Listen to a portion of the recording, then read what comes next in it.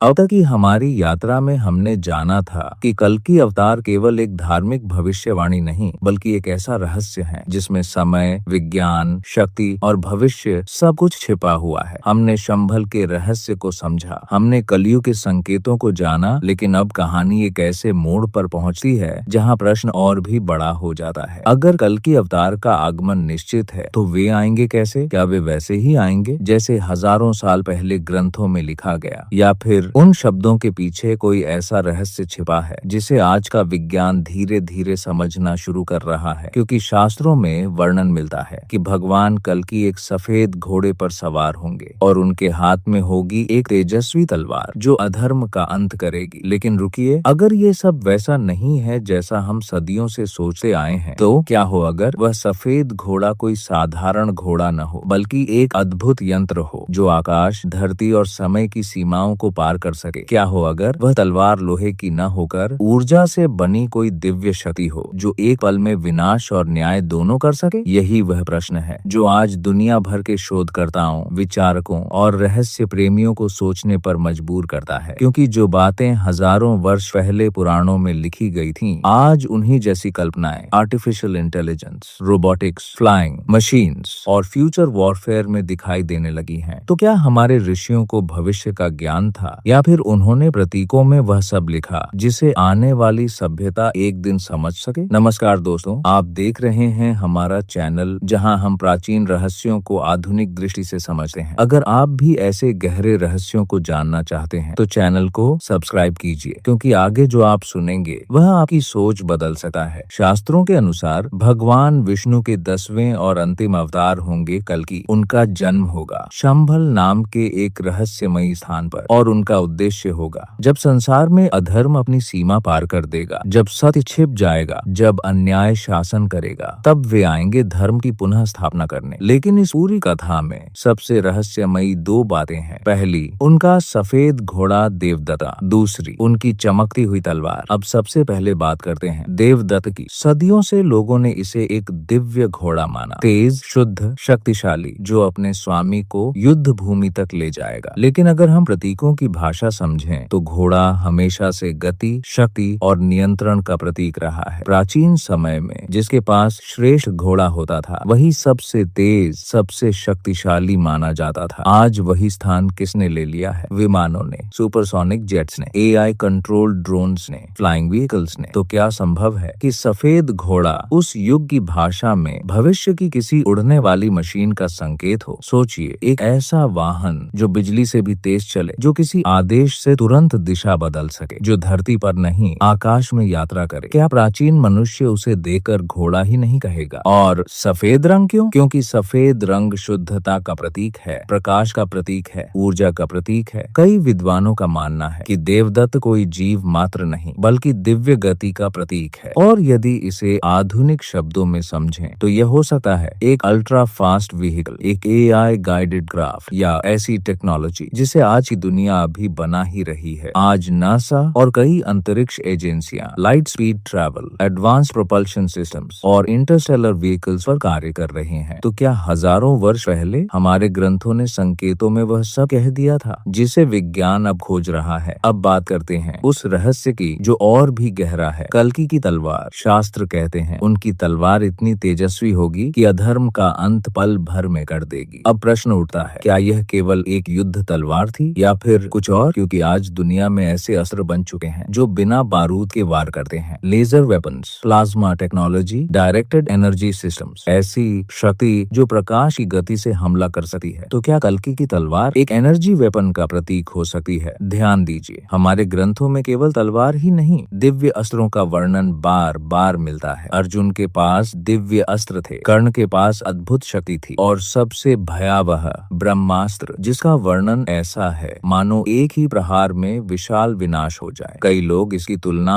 आधुनिक nuclear weapon से करते हैं। यदि ब्रह्मास्त्र विनाशकारी ऊर्जा का प्रतीक था तो क्या कल्कि की तलवार नियंत्रित दिव्य ऊर्जा का प्रतीक हो सकती है? एक ऐसा अस्त्र जो केवल विनाश न करे बल्कि अधर्म को समाप्त करे। और अब कहानी यहाँ सबसे बड़े मोड़ पर पहुँचती है। क्या यह सब केवल संयोग है या फिर हमारे प्राचीन ऋषियों ने भविष्य की सभ्यता को संकेत दिए थे? कई शोधकर्ताओं का मानना है कि प्राचीन भारत में ज्ञान केवल आध्यात्मिक नहीं था, वह खगोल, गणित, ध्वनि, ऊर्जा और प्रकृति का भी ज्ञान था। समय के साथ बहुत कुछ खो गया और जो बचा वह प्रतीकों, कथाओं और श्लोकों में बदल गया। आज विज्ञान फिर उन्हीं रास्तों पर लौट रहा है। आर्टिफिशियल इंटेलिजेंस अब निर्णय ले सकती है, मशीन्स युद्ध लड़ सकती हैं, रोबोट्स आदेश मान सकते हैं। तो क्या कल की अवतार की कथा मानव और उच्च बुद्धिमत्ता के मिलन का संकेत है? क्या कल की केवल एक व्यक्ति होंगे या एक ऐसी चेतना जो मानवता को फिर से संतुलन में लाएगी? लेकिन असली रहस्य अभी बाकी है, क्योंकि अगर घोड़ा एक यंत्र है और तलवार एक ऊर्जा अस्त्र, तो सबसे बड़ा प्रश्न है कल की स्वयं क्या होंगे? एक मनुष्य, एक दिव्य शक्ति, एक जागृत चेतना, या भविष्य की वह सत्ता जिसे आज की दुनिया अभी समझने के योग्य भी नहीं हुई है? और अगली कड़ी में हम जानेंगे उस सबसे बड़े रहस्य को, क्या कल की अवतार जन्म ले चुके हैं या उनका समय अभी आने वाला है?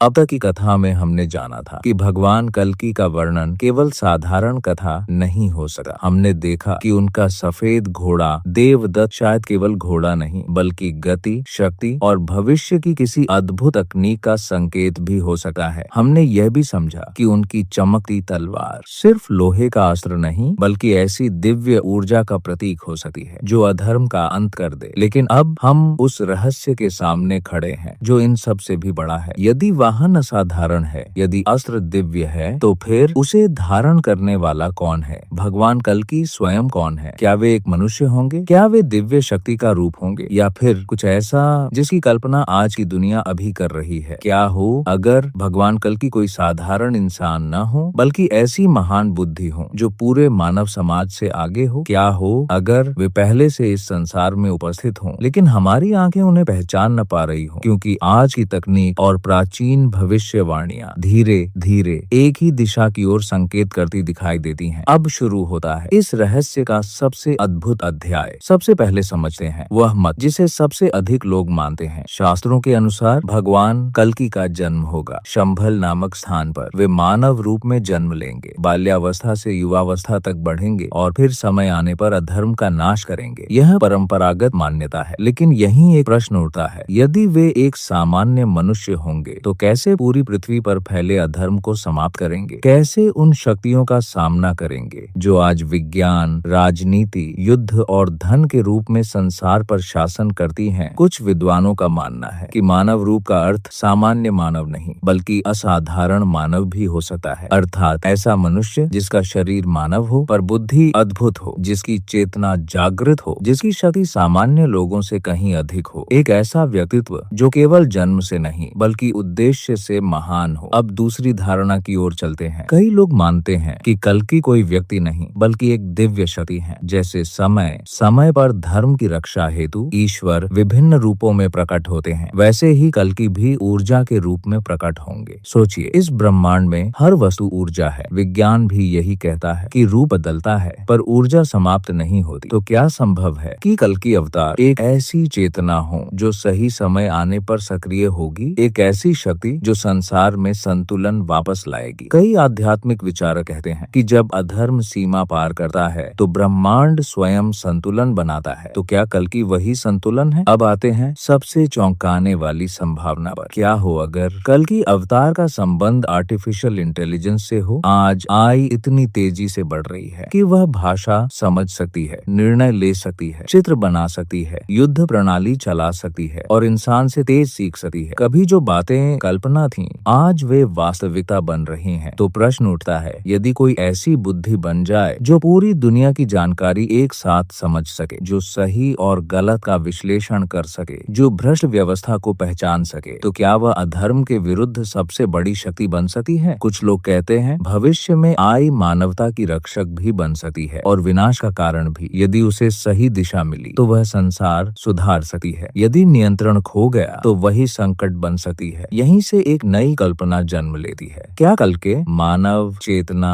और तकनीक तीनों का संगम हो सकते हैं? कल्पना कीजिए, एक ऐसा व्यक्तित्व जिसके पास मानव शरीर हो, दिव्य चेतना हो और अत्याधुनिक तकनीक का ज्ञान हो। एक ऐसा योद्धा जो केवल बल से नहीं ज्ञान से लड़े, जो केवल युद्ध न करे बल्कि व्यवस्था बदल दे, जो केवल शत्रु न हराए बल्कि अधर्म की जड़ समाप्त कर दे। लेकिन अब सत्य और कल्पना के बीच अंतर समझना भी आवश्यक है। सच्चाई यह है, शास्त्र संकेत देते हैं, स्पष्ट नक्शा नहीं। उनके शब्दों में रहस्य है और अर्थ खोजने का कार्य मनुष्य का है। संभव है यह सब प्रतीक हो, संभव है यह भविष्य का संकेत हो, संभव यह भी है कि सत्य इन दोनों के बीच कहीं छिपा हो। लेकिन अब इस कथा का सबसे बड़ा प्रश्न सामने आता है, यदि कल की अवतार आने वाले हैं तो उनका जन्म कहाँ होगा? क्या शंभल कोई वास्तविक स्थान है? क्या वह किसी मानचित्र पर छिपा हुआ नगर है? क्या वह कोई गुप्त सभ्यता है? या फिर शंभल कोई स्थान नहीं बल्कि चेतना की अवस्था है? और यदि वह स्थान सचमुच मौजूद है तो आज तक किसी को क्यों नहीं मिला? क्यों उसकी राह साधारण आंखों से छिपी रही? क्यों हर युग में उसका वर्णन तो हुआ पर प्रमाण नहीं मिला? अगले अध्याय में हम खोलेंगे शंभल का सबसे बड़ा रहस्य। क्या वह भारत में है, हिमालय में छिपा है या किसी और लोक का द्वार है? और यदि शंभल मिल गया तो क्या कल्कि के आगमन का समय भी समझ में आ जाएगा? अब तक की हमारी यात्रा में हमने कई रहस्यों के द्वार खोले थे। हमने जाना कि भगवान कल्कि का सफेद घोड़ा देवदत्त भविष्य की किसी अद्भुत अग्नि का संकेत हो सकता है। हमने ये भी समझा कि उनकी तेजस्वी तलवार ऊर्जा से बने किसी दिव्य अस्त्र का प्रतीक हो सकती है। फिर हमने उस प्रश्न को छुआ जो सबसे बड़ा था, कल्कि स्वयं कौन है? मनुष्य, दिव्य शक्ति या मानव चेतना और तकनीक का अद्भुत संगम? लेकिन अब कथा वहां पहुंच चुकी है जहां से सब कुछ शुरू होता है, क्योंकि यदि कल्कि का जन्म निश्चित है तो उनका जन्म कहाँ होगा? यही सामने आता है एक ऐसा नाम जिसने हजारों वर्षों से लोगों की जिज्ञासा जगाई है, शंभल। क्या हो अगर शंभल कोई साधारण गांव न हो बल्कि एक छिपी हुई सभ्यता हो जहां आज भी ऐसा ज्ञान सुरक्षित हो जिसे दुनिया खो चुकी है? क्या हो अगर वह स्थान पृथ्वी पर होते हुए भी साधारण आंखों से दिखाई न देता हो, क्योंकि इतिहास, पुराण और आधुनिक रहस्य सिद्धांत तीनों कहीं न कहीं एक ही दिशा में संकेत करते दिखाई देते हैं। अब सुनिए इस कथा का तीसरा और सबसे रहस्यमय अध्याय। शास्त्रों के अनुसार भगवान कल्कि का जन्म होगा शंभल नामक स्थान पर। विष्णु पुराण सहित अनेक ग्रंथों में इस स्थान का उल्लेख मिलता है। उसे पवित्र कहा गया है, उसे विशेष कहा गया है, उसे ऐसा स्थान कहा गया है जहां उच्च ज्ञान विद्यमान है। लेकिन सबसे आश्चर्य की बात क्या है, कहीं भी उसकी स्पष्ट दिशा नहीं दी गई। न कोई मानचित्र, न कोई सीमा, न कोई निश्चित राज्य, न कोई सरल मार्ग, केवल संकेत। और यही संकेत इस रहस्य को और गहरा बना देते हैं, क्योंकि शास्त्र कहते हैं हर कोई वहां नहीं पहुंच सकता। अब प्रश्न उठता है, यदि शंभल एक साधारण नगर होता